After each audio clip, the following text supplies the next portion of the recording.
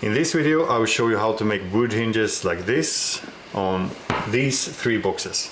They look simple, but they fail fast if you do just one thing wrong, like this one. But I did this totally on purpose, just for educational purposes. Nah, not really. So I will show you how to make them properly and how to fix them if you fail. So I have prepared 3 boxes already, and in this video I'm showing you the wood hinge process. Remember to like and subscribe if you like this kind of content, and let's jump into it. I have prepared the slats 1mm oversized. The final hinge diameter will be 9.5mm, so these are 10.5.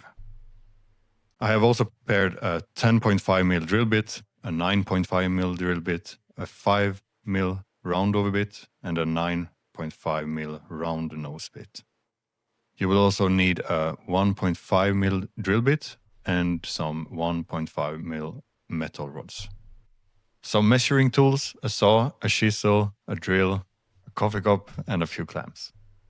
You also need a drill press and a router table. The router table you can make your own tiny one. Mount a router upside down under the table. It doesn't need to be fancy like this one. I begin by routing the slats with the roundover bit, and I do this to just remove some material to make the next step easier. Some people say this step is unnecessary and just go straight into the next step, but I prefer to do this because I find the next step is quite tricky and I want to do that as easy as possible. After routing the slats, you can see that they are not perfectly round. You can make them rounder than this with the router table, but you can never get perfectly round dowels. So we will need to make a dowel jig like this one, but you can see this one is burnt, and I've used this a lot, so I will make a new one to make these perfectly round, because it's important to have them perfectly round if you want tight wood hinges that really disappears. I recommend using a hardwood for the dowel jig, and I found a piece of ash here that I will use. First, we drill all the way through using the smaller 9.5mm drill bit. Then switch to the 10.5 and drill halfway through. When you change the bit, make sure not to adjust any settings or move the piece. You want to stay perfectly centered in the existing hole.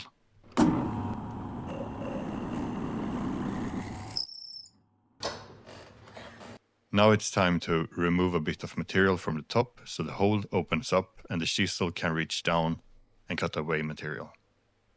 I run it over the jointer with a little bit of an angle, so you can see that the hole is getting bigger towards the edge. And I find this to be easier because then you can kind of adjust the depth of the cut in this direction as well. I like to carve a small chamfer so the dowel comes into the hole easier. Now it's all about finding the exact right position for the chisel. You will need to experiment a bit. If it removes too much material, move it slightly away from the center of the hole, and if it doesn't remove enough, move it closer to the opening in the center. It's easier to fit the dowel into the hole if you carve a slightly sharper tip. Put the dowel into the drill and let's go.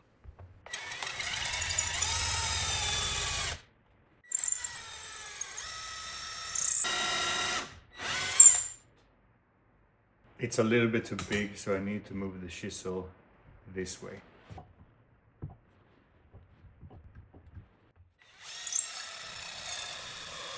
I need to remove a little bit more material here. There.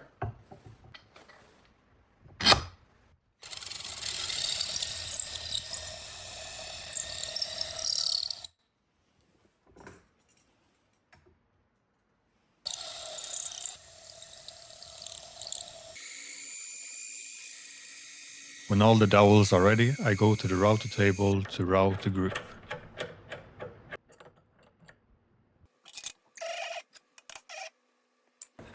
It's good to have 2 test pieces to find the right location.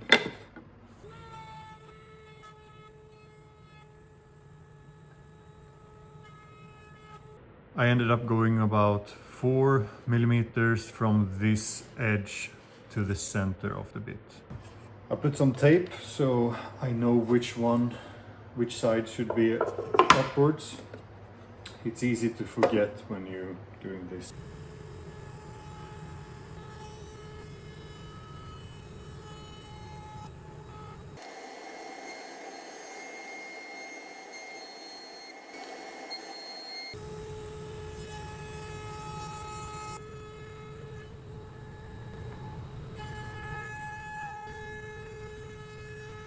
Every now and then I stop to check, and when these two surfaces meet, that's how I know I've routed deep enough.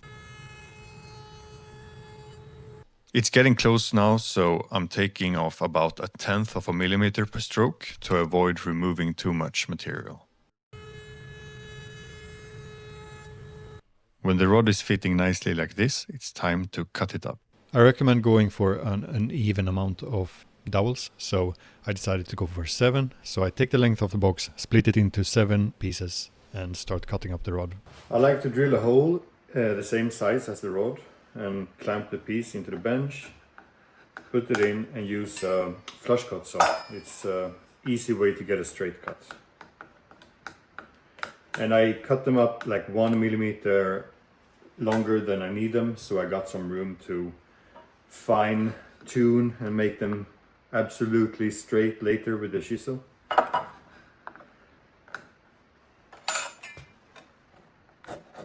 To make the hinges blend in as much as possible, it helps to grain match the rod when gluing it up. So keep track of each piece. You can mark them with numbers or draw a line to make matching the grain easier later on.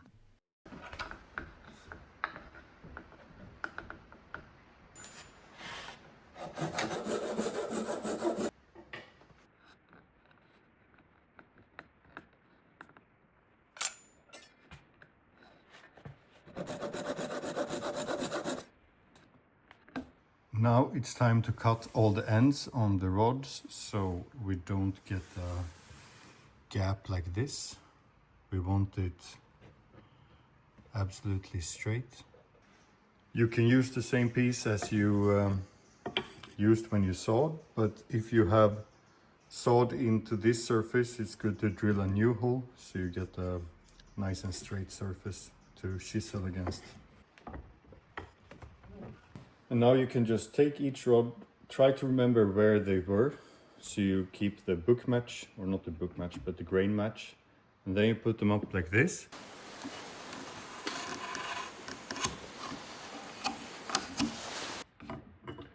Now let's double check if this one is straight.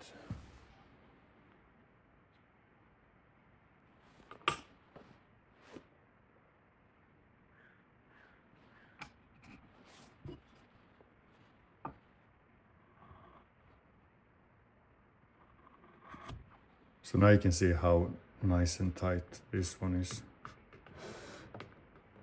compared to this one, for example. I haven't cut this one yet. So you just do this all the way through.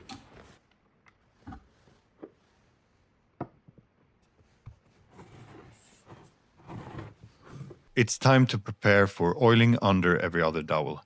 The reason we do this is that if any glue squeezes out during the glue up, it won't stick to the oiled areas. But before applying the oil, we need to cover the glue spots, the spots where the glue will come, with tape. That way, no oil ends up where the glue needs to bond later. So now I'm adding tape where the glue will go. I recommend using an oil wax finish for this. Pretty much any type or brand will work. I use Rubio Monocoat here. Just make sure to wipe off any excess. You only want a very thin layer.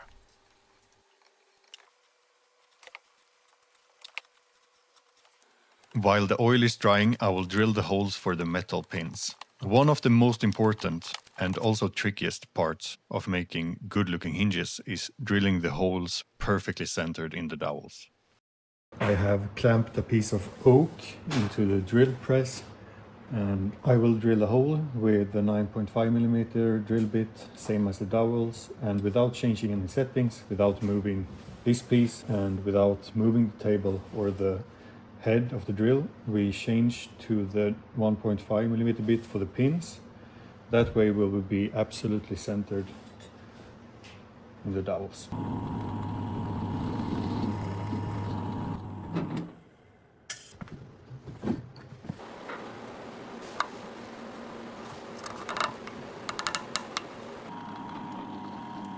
I drilled 12mm deep into the dowel. If this piece is sitting too tight, you can roll some fabric around it and carefully take it away. Yes.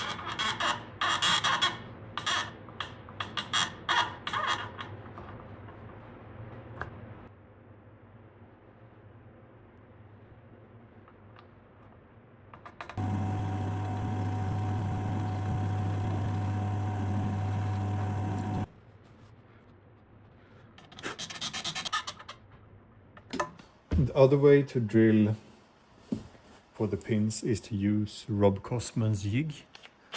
You put it in a screwdriver and do like this. Super simple.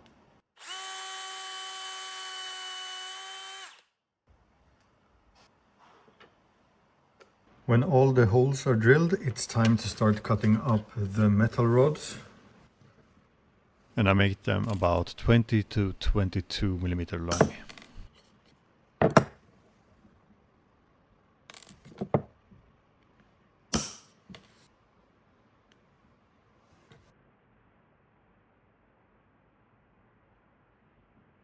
Before you glue the hinges together, it's helpful to draw a line so you know where to put the glue.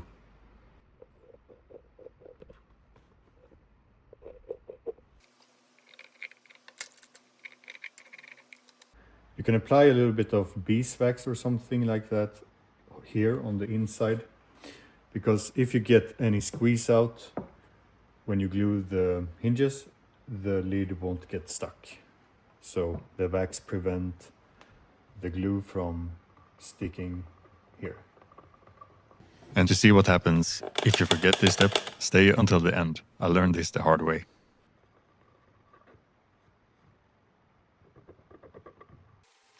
Another really important and tricky part of making the wood hinges is how much glue to use. The glue up you're seeing here was a successful one, so the amount of glue I'm applying is just right. And different woods takes glue differently. Some really soak it up and others don't need as much.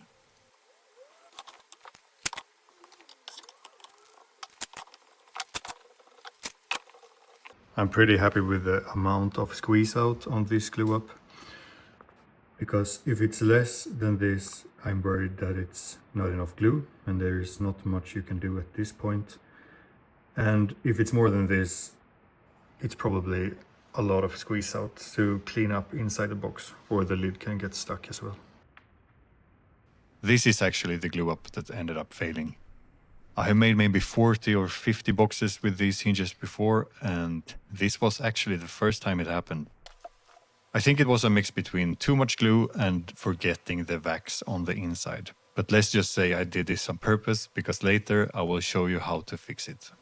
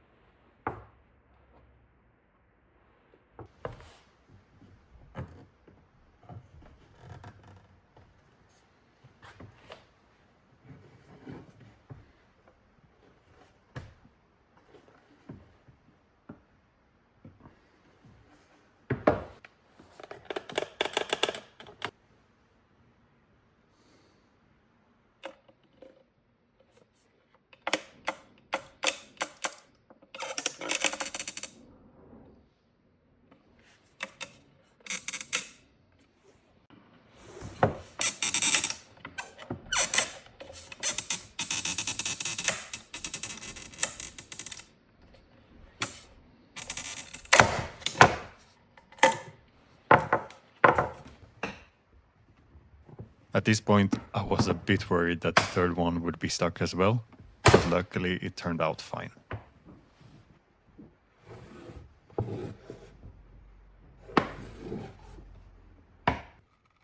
Before continuing and finishing the rest, I decided to fix the broken hinges.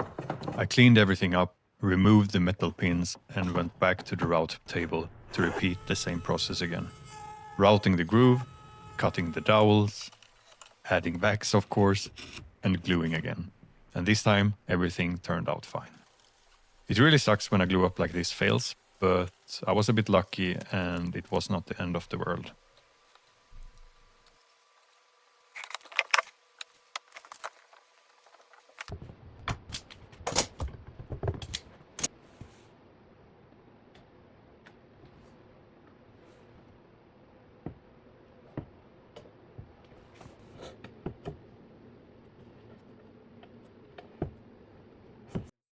As you can see, I can't open the box all the way right now. The more material we remove from the back, the wider the lid will open. So I will start by planing down the hinges a little bit. Just be careful not to remove too much here. The more you take off here, the weaker the hinges becomes, since there is less material between the metal pins and the back.